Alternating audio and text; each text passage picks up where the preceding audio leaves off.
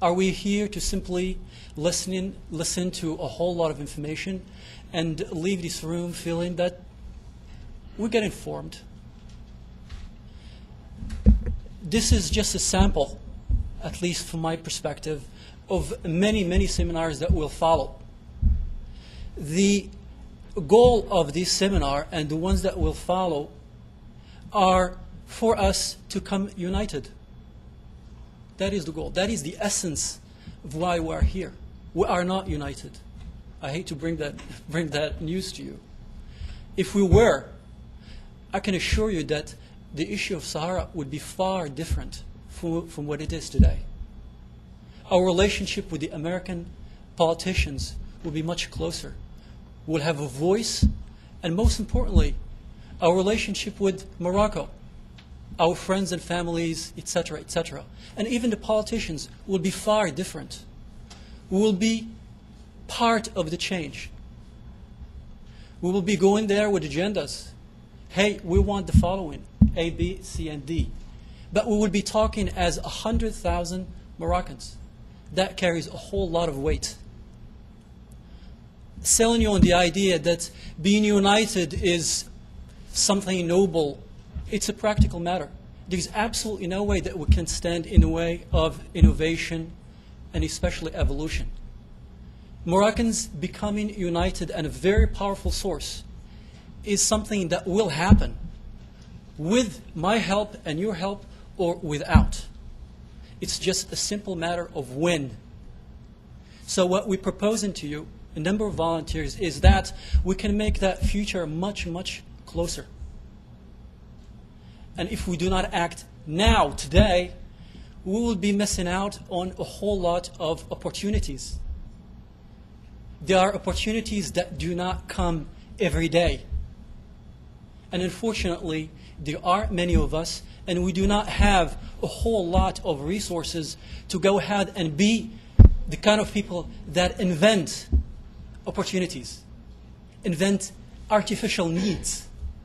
The fact of the matter is, as we have learned from a lot of very knowledgeable people here this morning, is that this is a window. This window, unfortunately, has a time limit. It will, without a shadow of a doubt, close, one way or another. If it's not because of complacency, okay? We all know that governments that are challenged by its own people tend to be a better government. I heard somebody say the other day that the real change is that will be brought by Moroccans like yourself and me, that have tasted another way of doing things. Perhaps they have learned that there are ways that work, and there are ways that simply do not work. And investing going that way will not work. It will be simple a waste of time. So I'd like to go back to a number of questions that came up this morning. Some addressed the issue of al-aqar. You know, people who go back home to open businesses or buy homes, etc., face some very serious difficulties. These are not the kind of problems that would be solved by one person. These are the kind of problems that require a force. That force can only be brought by a large number of people. 100,000, whatever. I think you get the message. Is a lot of people. If somebody comes and said, I speak for Moroccan-Americans, rest assured, they will listen. And they will listen real good. Now, Morocco, unfortunately, although it has taken huge steps, it is way outside of the comfort zone. It's experimenting with ideas that have never, at least in my short memory, been experimented with. Issues such as coming at peace with our history, abuses, and whatnot. But this takes a whole lot of courage and takes a vision. And I think this is that window, one of the windows that have been opened up, and we should fully exploit. Now, There are a lot of challenges, as many of you have brought up here. What is a person? You know, these challenges, unfortunately, cannot be overcome by one of us. Each time I go home, when I go home, it's never a vacation. I come back and probably I need a month of detox, I like to call them. I hate to sound like that, because the amount of challenges are so unbelievably overwhelming. Many of us simply shut down and you just put that filter and they only see what they want to see.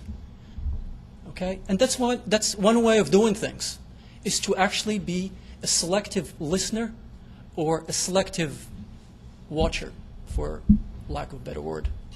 That's another way of doing that. So one of the proposals that we have before us today, me included, is, I think of them as just two choices. One is to have a whole lot more of what we already have, which is the current situation here among ourselves, or what we have back home, which is okay, it's a choice. Or perhaps another choice, which is to work together at maybe designing a better future. A better future that sort of addresses many of our hopes and dreams for ourselves and for those that will follow. I mean, that future is really not impossible. And each one of us here has a role to play.